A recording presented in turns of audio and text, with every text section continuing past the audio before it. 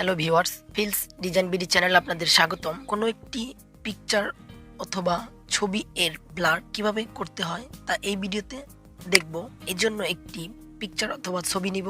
এখান থেকে লেয়ার থেকে ব্যাকগ্রাউন্ডটি আনলক করে নিব। এবার উপর থেকে সিলেক্ট অপশনে যাব।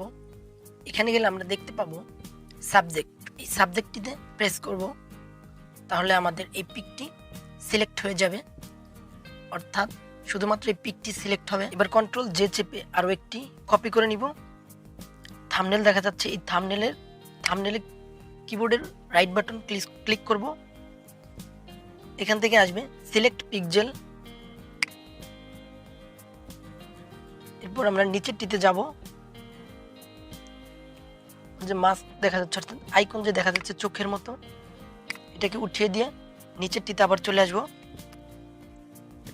এখান থেকে সিলেক্টে যাব, পর মডিফাই থেকে এক্সপান্ড। এখানে আমরা সাইজ করে নেব 20, দেন ওকে।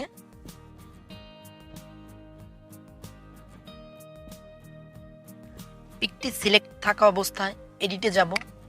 এডিট থেকে আমরা নিচে দেখতে পাবো ফিল, অর্থাৎ শিফট প্লাস F5 প্রেস করলেও এটি চলে আসবে। এখান থেকে কন্টেন্ট অ্যাওয়ার নিয়ে আমরা এই পিকটিকে ফিল করে দিব। উপরের যে আইকনটি চোখের মতো দেখতে, ওইটিকে আবার প্রেস করলে চলে আসবে। এবার আমরা ফিল্টারে যাব। এখান থেকে ব্লার থেকে গাউসিয়ান ব্লার থেকে আমরা জুম আউট ইন করে দেখব ছোট বড় করে কিভাবে কতটুকু আমরা ব্লার করব।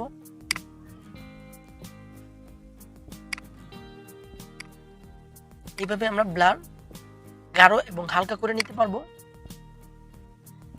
দেখুন আমাদের পিকটি ব্লার হয়ে গেছে।